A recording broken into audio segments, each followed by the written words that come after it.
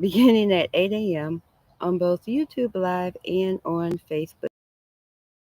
Good morning, and welcome to Learning Life. And for the past, I don't know, maybe month or so, we've had difficulty getting on here on time at 8 a.m. But we are yet still here, and we thank God for that. Um, I just thank you for joining me here, Angela Taylor, on Learning Life, Becoming Better. And today we are outside because I just felt that it was a need. Last week we talked about the creation of God and how God says that we should be able to just look by his creation. We should know that he is, and we should be able to look, to see, to feel, to hear, and know that he is, and that he is constantly with us, around us, and for us. And sometimes I think many times, um, so we just we just forget that, and it's very sad. It's very um, frustrating. It's very disappointing, um, that there are so many, and I'm going to keep readjusting until I can get this where um, I'm satisfied. And part of the reason is because I am outside, and because it is morning time and the sun is rising in our east as it always does. No matter what we go through, no matter what's going on in life, in our lives, the sun always rises. The world continues to turn until Jesus returns.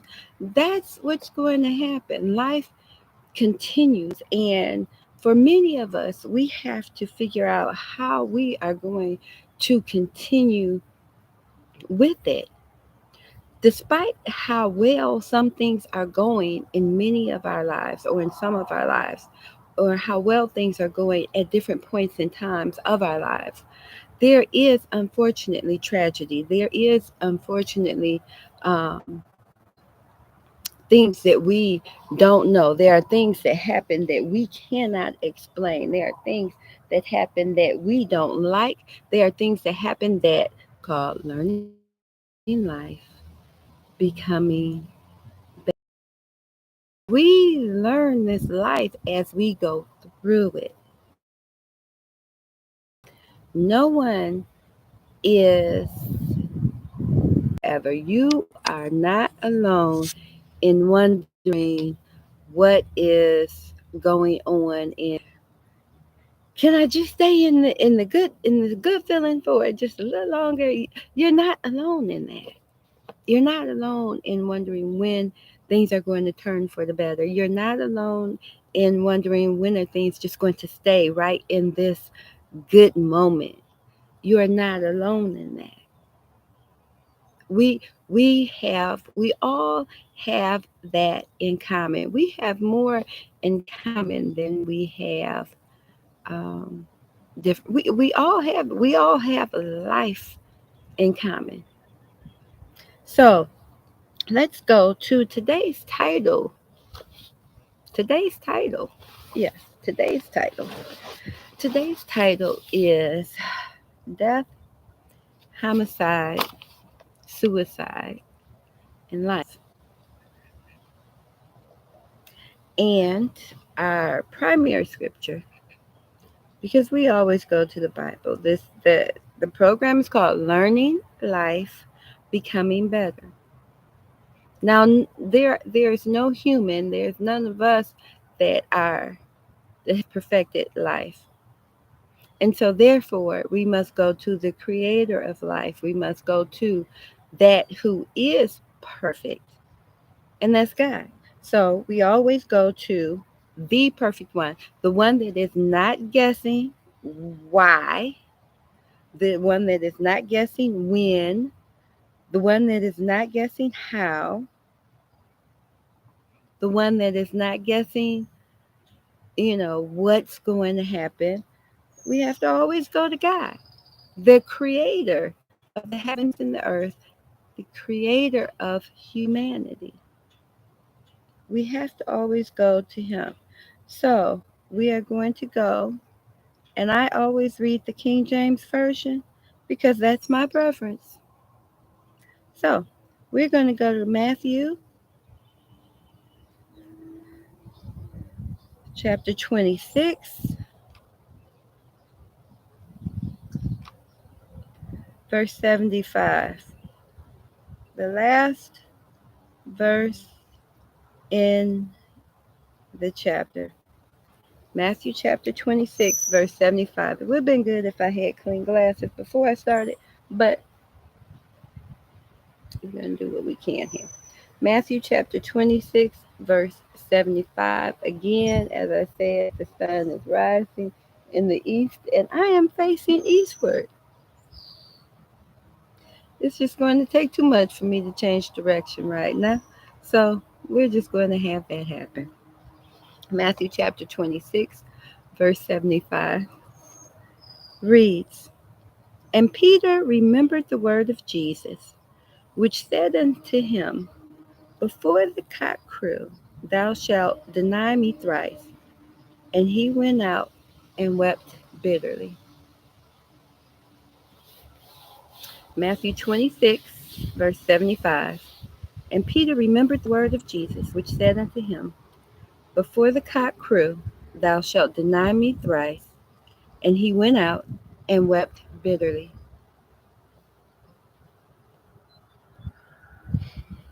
There has been a lot of weeping um, for many reasons, but here in America, we have seen lately just once again, I hate to put the word senseless in front of killing because all killing is pretty much, most killing is senseless. Um, but we have seen once again the bloodshed of innocence. We've seen young children being cut down by just being shot, being killed by guns, by people with guns. And I don't care what anyone says, that young man would not have been able to beat to death that many children in that amount of time. He would not have been able to stab to death that many people in that amount of time. He would not have been able to kick to death that many people in that amount of time. The only way he could have caused that much devastation in that short period of time was with a gun. Okay? That is, I don't believe anyone could dispute that. But this is not a program for or against guns. This is a program about death, homicide, suicide, and life. So we have seen not only young children being the victim of gun deaths, we have also seen continuously, but yet again, this isn't the first time, and it's unfortunately probably hasn't been the last time. A 13-year-old young man, 13-year-old, with his hands up, being shot in the back, probably paralyzed for the rest of his life. And that's not by some crazy 18-year-old. That's by what we in America call law enforcement. Unarmed, not being accused of killing anyone, hands up, nothing in his hand, no cause to believe he had a weapon, and he is shot in the back. Could have been killed, most certainly, most probably paralyzed, again, by gunshot death. And those are just instances of what is going on, not just in this country, but in this world. But certainly it seems to be more rampant in the country where we get to have all of our wonderful freedoms, where we get to have all of our wonderful rights. In the country where we get so much freedom and we have so many rights, why is there so much wrong going on? Somebody needs to ask himself. Office. Okay, let me not get off. So, as horrific as these incidents are, as I was reading about them, and as I was reading about what I consider stupid statements by, I also read that 54% of gun deaths in America are by suicide. And that just gave me pause. 54% of gun deaths in America are by suicide. That means somebody didn't kill somebody else. 54% of gun deaths are by someone killing themselves. And he said, yeah, I believe that because they tell us when we're in there that there are more deaths of by.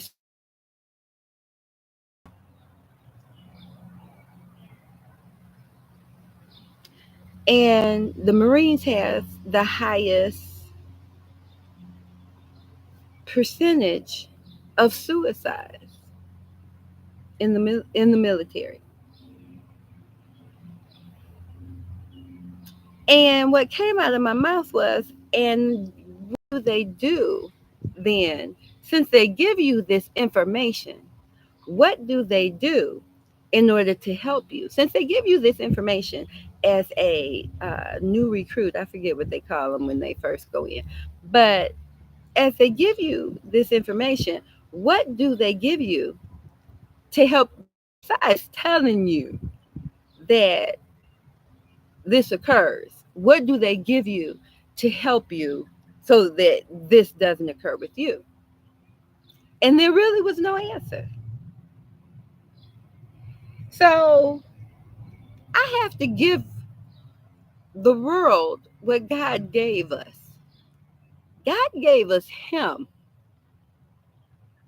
He is the answer to death, He is the answer to homicides, and He is the answer to suicide. God is the answer. Let's look. You don't believe? Let's look. Come on. See, we need all of God. Why? Because life happens. And not just the parts of life that we want to happen, not just the pretty parts of life, not just the joyous occasions. And we love the joyous occasions. And we celebrate when the joyous occasions call for it. But because life happens and life brings death, homicide, and suicide with it, We need all of God. And unfortunately, sometimes people only run to God during those times. Or those are the times when people want to accuse God. God is here all the time, during your joyous times and during your not so joyous times. God is always the answer. God is always the answer. God is always the answer. So let's look at what God says. This nothing is new. There is nothing new occurring under the sun. Absolutely nothing new. You want me to prove it to you? Let's go to the Bible. Let's go to Genesis, the first book in our King James Version of the Bible. Let's go to Genesis. Chapter 4, verse 8 is where Cain slew Abel. The first homicide. It's not the first death. Now, the first death is referred to in Genesis also. The first death is where Adam and Eve were disobedient to God. And so then death is now introduced to humankind. So we're not going to go through that. We've already had a full discussion about that. Go back to when this program first started. So on this earth, at this point in time, there's mother and father and two sons, Cain and Abel, that I referred to. In Genesis chapter 4, verse 8, we see the first homicide. A brother killing a brother. Cain slew Abel. And if you notice, if you've ever taken notice before, the Bible does not, never says how Adam or Eve feel about one son being dead and the other son being banished. Think about that, parents. You have two children. You're only two children. And one of them kills the other. See, you don't have to have a gun to kill. It makes it easier, makes it quicker.